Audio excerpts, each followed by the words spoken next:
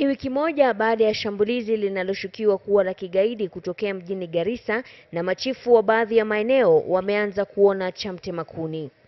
Machifu 5 na manaibu 2 kutoka maeneo ya Kulan, Liboi, Hagaldera, Dertu na Garissa Township wamesimamishwa kazi kwa kile kilichotajwa kama kutowajibika.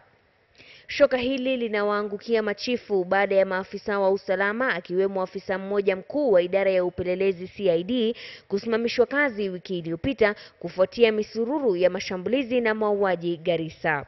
Operation hii inaendelezwa kwa hali na kwa ajili ya usalama wa wananchi na raia, wakazi wa Garissa na watembezi wa kule vile vile. Maafisa wote waliosimamishwa kazi wakiwemo machifu hii leo wanasemekana wangeepusha mkasa uliotokea katika hoteli ya Kwachege iwapo wangeshughulikia swala la usalama mapema. Pia imedaiwa kuwa wengine ni washirika wa uhalifu huo. Mama na tata Amaina. Hayo yakijiri, familia ya Joseph Maina Ndung'u ilimpa mkono wa buriani jamaa yao huyo ambaye alikuwa miongoni mwa watu 10 waliouawa katika shambulizi hilo. Hapa naibu kamishna wa jimbo la Nyeri ametoa wito kwa serikali kuhakikisha kuwa wahusika wa vitendo hivyo wanakamatwa na kuchukuliwa hatua kisheria. Ni jukumu la kila mmoja ahakikishe anaweka amani na mwenzake popote pale aliko.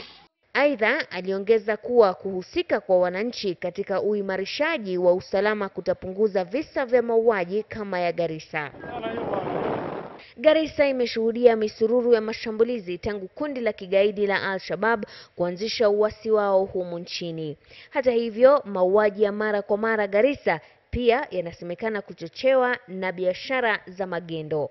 Mashirima Kapombe, KTN leo.